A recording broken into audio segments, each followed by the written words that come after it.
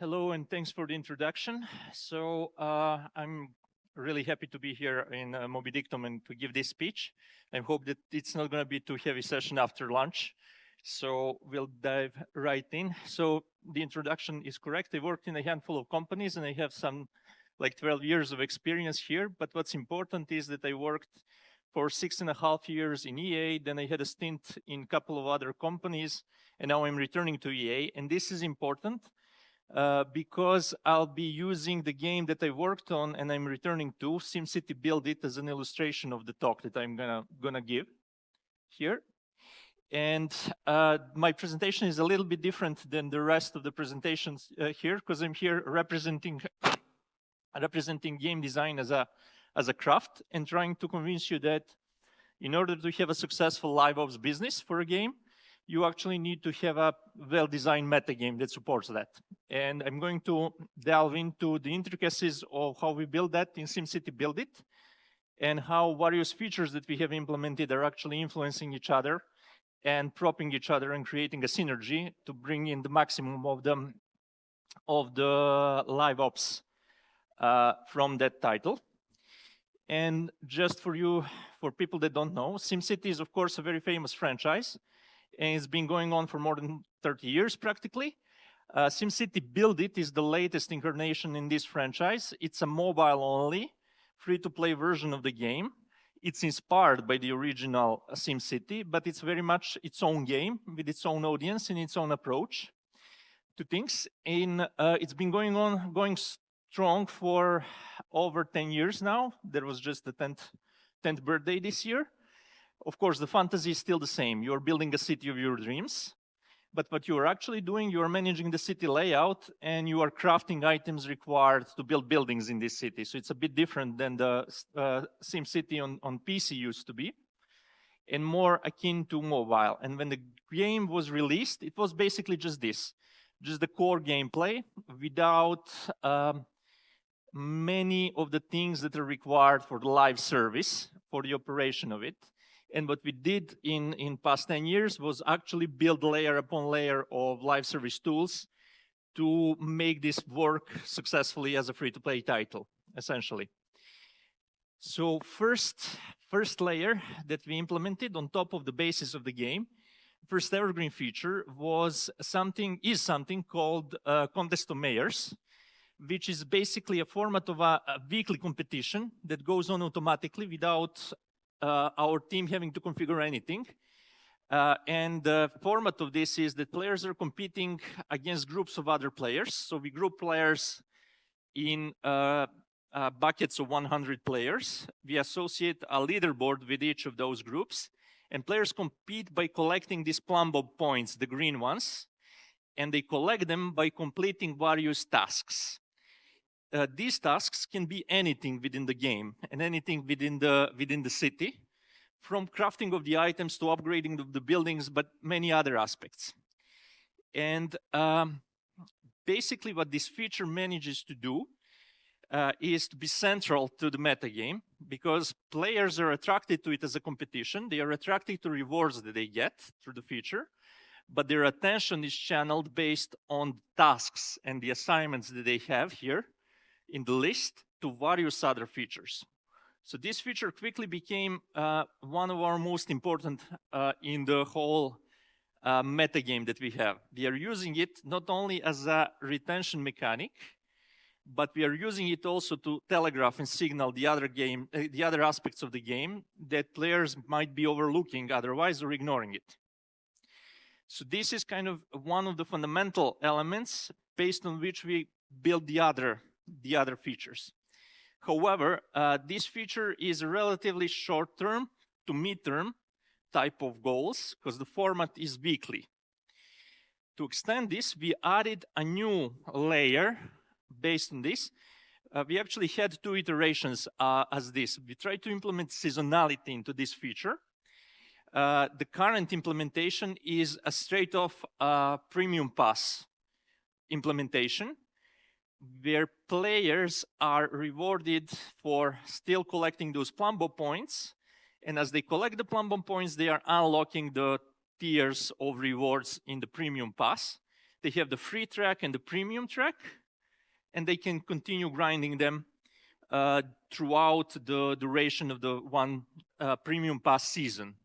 And in this case, in our case, it's 6 weeks, so this adds a bigger time format around the weekly competitions of Contest of Mayors, which works very well. An additional 2 bits of information that are important. While in Contest of Mayors, players are rewarded based on their placement on the leaderboard, so their performance depends on their own engagement, but as well as their luck with the selection of opponents. It depends on how much the other players are grinding as well. Here, their progress through Premium Pass depends only on their personal engagement, personal level of grind that they are kind of comfortable with. And another important thing, this, unlike the Contest of Mayors, which goes on automatically on rails, repeating itself with randomized tasks and set rewards, this one is basically bespoke and handcrafted for each season. So we have new premium content for each season of the pass, and this is kind of the prime attraction for the players, where they try to collect those things. And the things that we are giving out are special buildings, which in our terminology, they are known as specialization buildings, which are centerpieces that they can put on their city and make the city customizable and more beautiful and so on. So this is another layer on top of the Contest of Mayors. But these 2 things provide a steady cadence, weekly and monthly cadence for players' engagement with the game. On top of that, we occasionally want to drive these bursts of higher engagement throughout the year, periodically to highlight some stuff. And we might do that, for example, during the winter holiday season when we want to drive monetization up, or during the Black Friday events to drive the monetization again. But we also might want to do that during the summer when the seasonality of the slump in engagement hits us, and just create something more and something a bit different to add for the players to do and to play with. And for that, we implemented this thing called limited time events. Very simple. This is kind of like a mini version. It's a very standard thing in very many games. This is nothing nothing really groundbreaking, but it's kind of like a mini version of the pass, where again you have several tiers of rewards, and players still need to grind to grind those tasks in Contest of Mayors to unlock these rewards. The difference is that practically then points count twice, once for the normal period in the pass and the Contest of Mayors, and then the other thing they count towards these limited time events. And also for the limited time events, we give exclusive content that's just available through that. So this is kind of like a basic set of elements which helps us organize players' playtime. So daily, weekly, monthly, and these pockets which can last, these limited time events that are meant to last from 5 days to maybe 10 days, which are kind of more intense bursts of engagement. And these features are kind of universal, applying to pretty much all the players within our game. But what we realized at some point is that our game is actually pretty diverse and offers to multiple different play styles. So we decided not to try to create only features that appeal to everybody in the game, but also to try to create features that will engage with subsections of our player base. So just players interested in particular play style. And an example of this is a feature called City Design Challenges, because we know that there is a huge group of our players that doesn't really care all that much about the efficiency of operation of their city or producing of the items. And arguably, Contest of Mayors is all about the efficiency and all about managing your production queues. On the flip side, these players care about the aesthetics. They care about self-expression. They care about making their city beautiful and making their city their own, and want to be praised for those creations. So we made another competitive feature for them where they could be able to present this to the world. And the format of this feature is, again, about a week or 5 days, I think. The idea is that we give players a bit of empty space, and we give them a task. So build, I don't know, a Halloween-inspired city. And they're supposed to use that time to make it beautiful, make it also functional. They can also, then they can submit those designs for voting, and based on how they perform in those voting, so the designs perform in votings, they would get some rewards.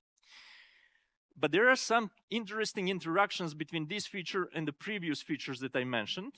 So basically here, the buildings that you get and various other things are building blocks, are your tool set for building a beautiful and exciting creation of this mini city. And this is an interesting thing, because in previous features, those buildings were rewards. So what was a reward in one set of features is now a tool in the other set of features. So this is kind of like an afterburner for the content that we've implemented and we added in the other features. There's rewards, and this is where we kind of reuse it. And what's also interesting, it's not only just the big centerpieces like Eiffel Tower or Himeji Castle or kind of big buildings that are eye-catching, but it's also smaller things that help players create complete mini cities. Let's say various trees of special sort, palms, sakura trees, beautiful cherry blossoms, and that sort of stuff. And these are the things that we either sell in bulk, and these are the things that we also give as filler rewards in the other features. So stuff that was kind of relatively not important and just there to complete the picture in the previous features now suddenly becomes much more important. And how does interactions between these features work? Is now you have an additional reason to engage with the premium pass and to engage with the contest of mayors. So this is the synergy between those two features, those two layers of features practically. But this, of course, only addresses the players that are about the aesthetics. We have other more competitive players that are more for different kind of activities. And for them, we implemented a totally different set of features. One of such features is called Club Wars, which is basically our take on guild battle. Clubs of mayors are, in our terminology, the guilds. And in this, and we always wanted to have, so okay, players can form guilds, can form groups with other players, but they needed some sort of an activity within that guild that would make them unique. And usually it's some sort of collaboration. Making something that's purely collaborative in city making seems intuitive. Okay, let's make them build a city together.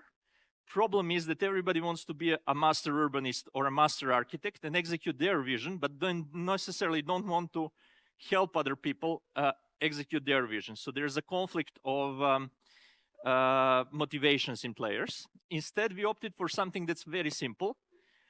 Just beat the other club of mayors in some sort of a competition. And we wanted to exploit another thing that's present in the lore of SimCity as a franchise, which is disasters, things that trigger randomly in the cities. This is usually not really good for free-to-play because you don't want to destroy stuff that players paid for. But we managed to make it playful and whimsical. So basically the narrative is that in each city there is a mad scientist that creates this crazy contraption, disaster machines, that you can launch on the opponent cities. They are presented as those wacky, cartoony, Hanna-Barbera style of contraptions. So no real violence and no real weapons, which was very important because SimCity is a very peaceful game, and we didn't want to bring something from Command & Conquer, let's say, into this game, although it might be fun, but it would alienate quite a lot of players. So we went for this option, and all the damage that happens is purely temporary. So it gets kind of restored automatically after the battle ends. However, to launch these things, you still need items that you need to craft in the cities. So this is, again, still very much rooted to the production optimization core of the game. And on top of that, you can upgrade your contraptions and machines. So we added a whole layer of card collection to the city builder, which is a very rare thing. And this also worked very well. So this is a minority of players plays this, maybe 1/3 of the player base, but the ones that play engage really, really deeply with this and spend a lot of money. So there is kind of another big pillar of meta game in the pair with Contest of Mayors, working on this feature. And as time progressed, we implemented a sort of a mini game around this feature as well. Above all, we implemented another version of Pass. This one just tailor-made for the war players. So SimCity Build It has actually 2 premium passes. One is the one that's kind of for everybody and in the main game. Then the other one is in this mini game, which is called Club Wars, which is aimed purely for players that engage deeply with these. And this one is slightly different. Usually doesn't offer unique content, unlike the previous one, because there is kind of very hard to craft unique content for this thing.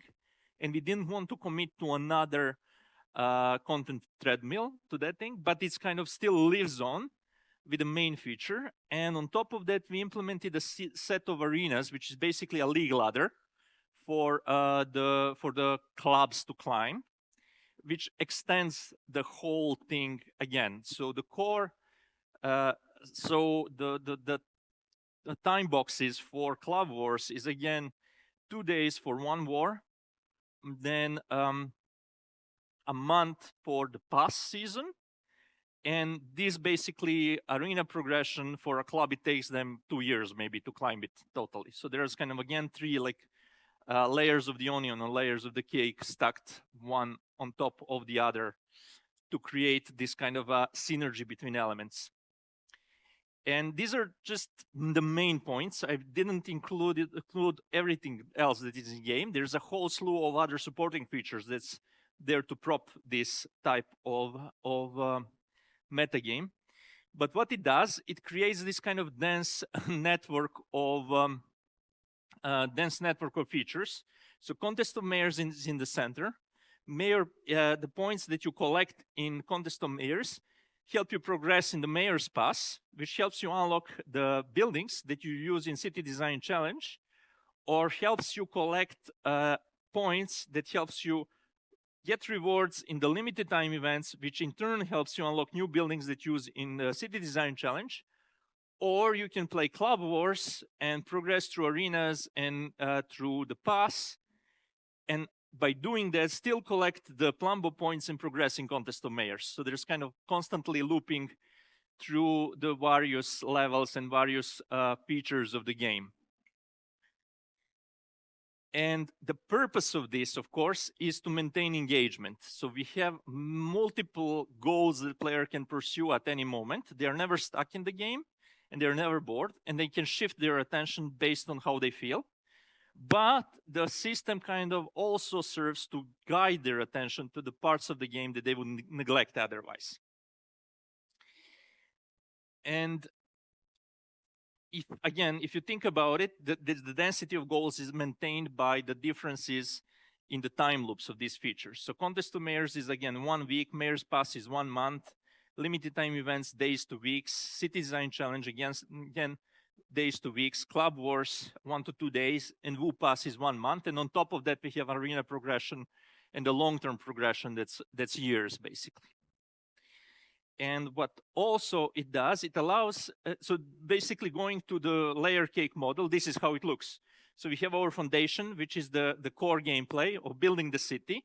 But on top of that, 2 totally different things are designed. So the Contest of Mayors, which is about performing tasks there, and then Club Wars and Design Challenges on top. So they are layers stacked on each other.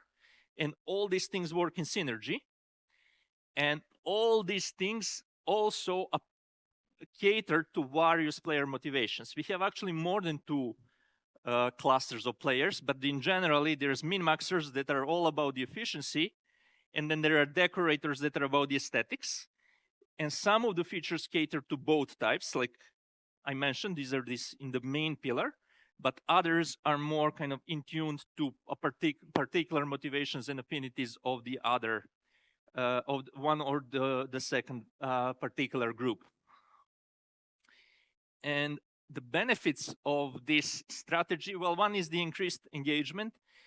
Then the other thing is more economical use of the content that we are delivering. And also enhanced monetization. Because in order to succeed in one of the features, you might need to engage deeper with another feature that otherwise you might not. And we've noticed, for example, that players that engage deeply with Club Wars will also engage deeply with Contest of Mayors and will also probably purchase the pass in order to get all the content there. Likewise, the players that are engaging with city design challenges will more likely buy the pass because they need the content that comes there to be successful in the feature that they want to play. Same thing goes for the limited time events, because their time limits are such that you might want to push yourself to do the task to collect all the rewards and convert on the standard currency packages, for example, that we are selling in the game. So the biggest advantage is that working in cohesion, working in synergy, the game becomes more than the sum of its parts, and monetization strategy becomes more than the sum of monetization strategies of individual elements. So you can have features that are indirectly monetizing through other features by driving players' motivation, which is very important because players usually like to spend money if they feel smart about their investment, or how do they kind of like spend their money and use it. So it's not kind of like always in your face, buy this to do this. It's kind of like, oh, if I do this and this, then I'll be more successful and get a reward in the particular feature. But of course, there are potential pitfalls to everything. You might kind of overwhelm the players with too many things going in parallel and too many things requiring different mental model basically to play through. But you can go around this by being just careful about how you structure your live events cadence, and what are the timings and interdependencies between this. So that kind of helps. There's, of course, the complexity of the whole thing, because if you go back, you will agree with me that it's kind of actually quite complex, these sorts of interactions. But this is where you need to put your attention in building basically introducing this complexity very gradually to players throughout the game.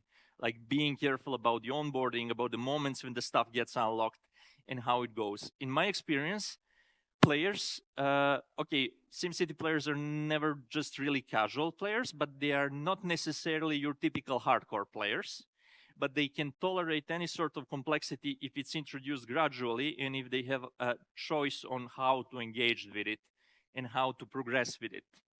So this is kind of one thing to keep in mind. But the main advantage of the system is that you'll basically get a network of features that will make each other work better in synergy. And this is also very important when you are doing your roadmap and your prioritization in development.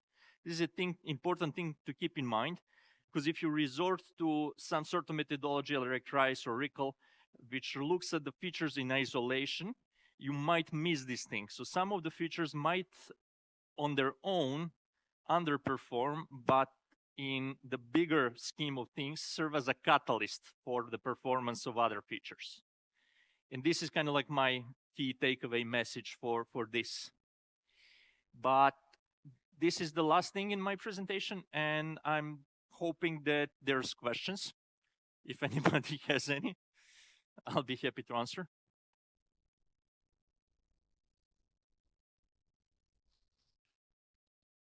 Yeah, thanks for the presentation.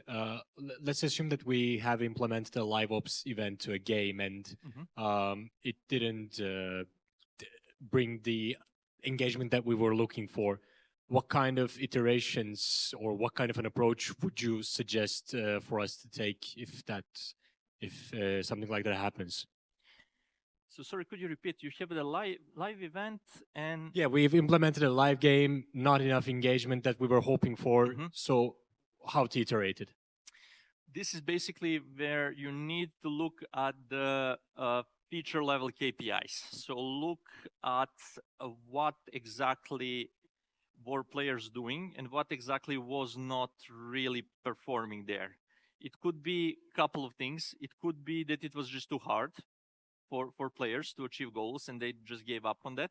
It could be that they didn't see the rewards or what you're offering attractive enough or intuitive enough. It could be something that they're just the rule set was too complex and they didn't know what the objective is. It usually boils down to players not understanding the value proposition, like why should I bother with that? And you try to emphasize that going further, but you should be able to glean at that based on your data. So if a lot of players started your event, but very few of them finished whatever the tasks were, that it could be a simple thing that they didn't understand what to do, or they didn't, or they couldn't engage. And you would see that based on the on how deep did they get. If most of them drowned, started working hard, but drowned at some point, it means that it's probably too hard.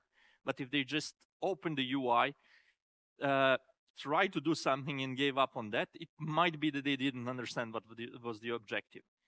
If they were grinding to a certain point, but they didn't claim rewards, that might tell you that the rewards were not attractive enough.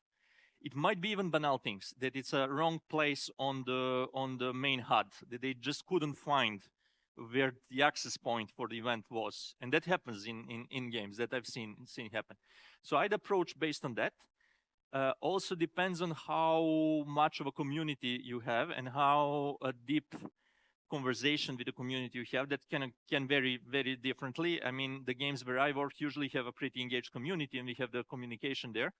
But and that could help by just listening to them. What do they think about the event? How it goes there. If nobody is kind of like sharing the images of the rewards that you are getting or the results that they are having, they're probably not understanding the value proposition. So that's that. But there's no universal thing. You need to basically then come up with an action plan, what you want to do, and prioritize based on the expected impact versus the difficulty of implementation. If it's something that you can solve by running the event once more and be tweaking something without you needing to build a new structure or touch the code or something, then it probably makes sense. If you really need to rework the structures, that's a bit harder to justify, of course. It's also kind of about the longevity of the impact that you expect. So if you expect this to be a tool that you're going to run every month or every week for years and years, then investment in development makes sense. And what I didn't say here is that most of these features went through a couple of iterations and couple of tweaks. So they performed enough for us to justify time investment, but we usually did a couple of iterations, sometimes even adding the new elements in the code and changing the structure, and sometimes just purely balancing tweaks and that sort of stuff. And for live events, it's kind of basically always balanced based on what you actually want to do, what you actually want to achieve. For these, for example, we were running easy ones during summer just to get engagement up, but really hard ones during the high season where the spend is higher. So that's the thing.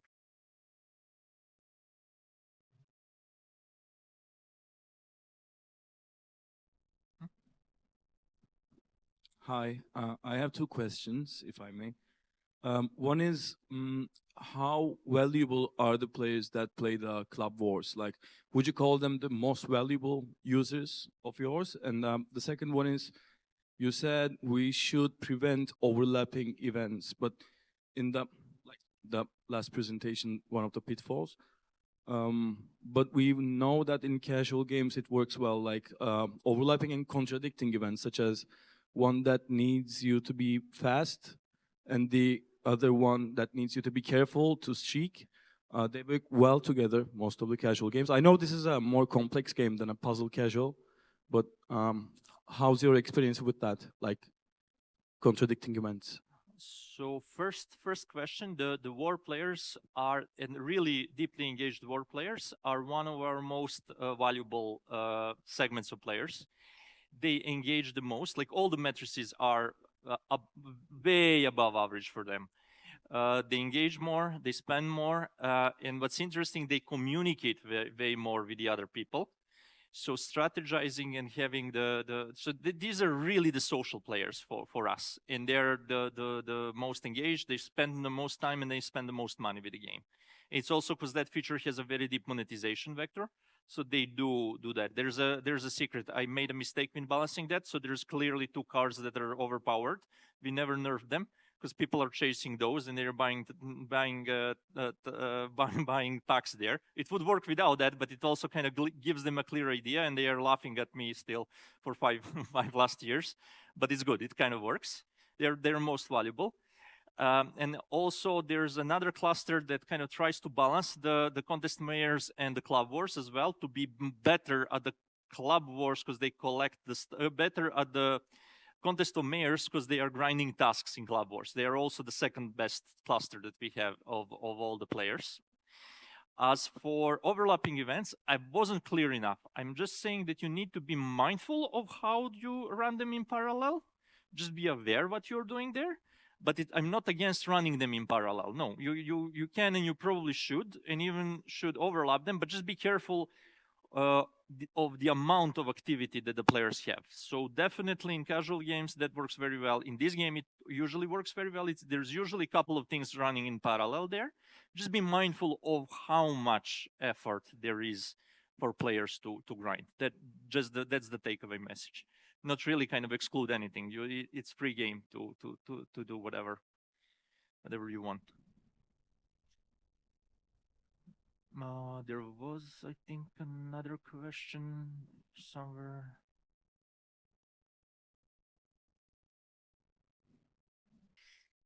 Just a quick question. If you had to summarize in a few words, what is the experience you're trying to create for players when you're designing LiveOps events? Could you mention that? Give them, so basically the thing with this stuff is give a context to the core activity of the game. Because the core gameplay, the core activity, whatever it is, more fun it is, the better, of course. And you can have a very, very, very intense and very fun game. It's going to get stale after a while, whatever it is. So players need a new context why to do that core activity. And this is what metagame is all about and what live events are all about. Live events are about refreshing this context regularly. So this is what we are trying to do with all the features. And examples of that not really kind of working well is kind of, for example, the Squad Busters. They have extremely fun core activity, but metagame is not really carrying that further. And this is the point where that game is. So you try to provide a context for the core activity. That's the idea.